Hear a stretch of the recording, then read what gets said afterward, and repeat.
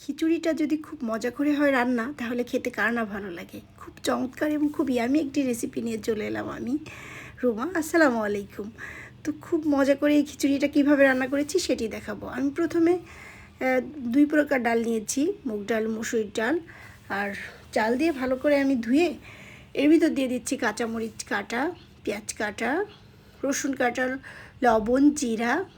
দেখতে পাচ্ছেন আমি একে একে সব কিছু দিয়ে দিচ্ছি আদা বাটা, রসুন বাটা। তো ভালো করে দিয়ে এখন আমি হলুদ দিয়ে দিচ্ছি আর দিয়ে দিলাম স্বাদ মতো তেল দিয়ে তেজপাতা দিয়ে আমি এখন এটাকে খুব ভালো করে মিক্সড করে নেব। দেখতে পাচ্ছেন আমি খুব ভালোভাবে মিশিয়ে নিচ্ছি। আর এই যে একটা মশলার ফ্লেভার কিন্তু এখনই এই মেশানোর সময় চলে আসছে। আমি খুব ভালো করে মিশিয়ে নিচ্ছি, দেখতেই পাচ্ছেন।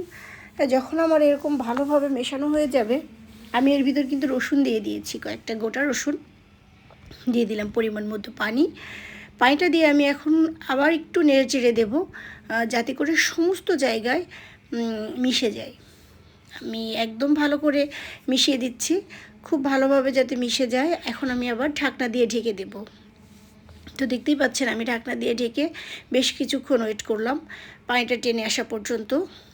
খুব সুন্দরভাবে হয়ে গেছে আর আমার সমস্ত মরিচ, পেঁয়াজ, রসুন উপরে চলে আসছে। এখন এটাকে আমি নেড়ে চেড়ে দেবো। আর এ পর্যায়ে কেউ একটু লবণ চেক করতে পারেন, সেক্ষেত্রে নাড়াচাড়া করলে সব জায়গায় লবণটা চলে যাবে।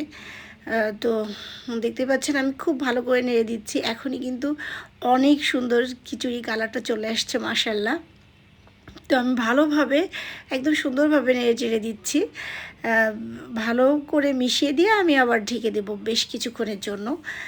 তো ঢাকনাটা দিয়ে আমি এখন দেখতেই পাচ্ছেন ঢাকনাটা দিলে অনেক সুন্দর হয়েছে। এ পর্যায়ে আমি দিয়ে দেব ধনিয়া পাতা, কারণ ধনিয়া পাতাটা আগে দিলে এর ফ্লেভারটা আমার কাছে মনে হয় নষ্ট হয়ে যায় আর পাতাটা সবুজ থাকে না, এই কারণে আমি একটু পরেই দিলাম। তো কেউ চাইলে আগে দিতে পারেন। এখন আমি ধনিয়া পাতাটা দিয়ে খুব ভালোভাবে নেড়ে আমার অলমোস্ট হয়ে গেছে। তো আমি 1-2 মিনিটের জন্য আর কি দমে রেখে দেবো, খুব বেশি না। তো আমার খিচুড়িটা কিন্তু দেখতেই পাচ্ছেন অনেকটা ঝরঝরা, একদম পারফেক্ট। আর কালারটাও কিন্তু বেশ চমৎকার এসছে, মাশাআল্লাহ। তো এই পর্যায়ে আমি আবার অল্প একটুই ঢেকে দেব, এরপরে হয়ে গেছে আমার খিচুড়ি। তো আমি এখন এটাকে একটা সার্ভিং প্লেটে সার্ভ করব। একদম ধোয়া ওঠা খিচুড়ি, গরম গরম, খুবই মজার একটি খাবার। তো আমি এর সাথে টমেটো দিয়ে দিচ্ছি আর শসা 2 হাত দিচ্ছি। আমি 2 হাত যেহেতু ব্যবহার করব, আমি খুব ভালো করে একদম হাত পরিষ্কার করে নিয়েছি 2 হাতই। তো আমি শসা দিয়েছি, ডিম দিয়েছি, কলিজা দিয়েছি এর ভিতর, আর কাঁচামরিচ, লেবু, খুব মজার। Thanks for watching. আল্লাহ হাফেজ।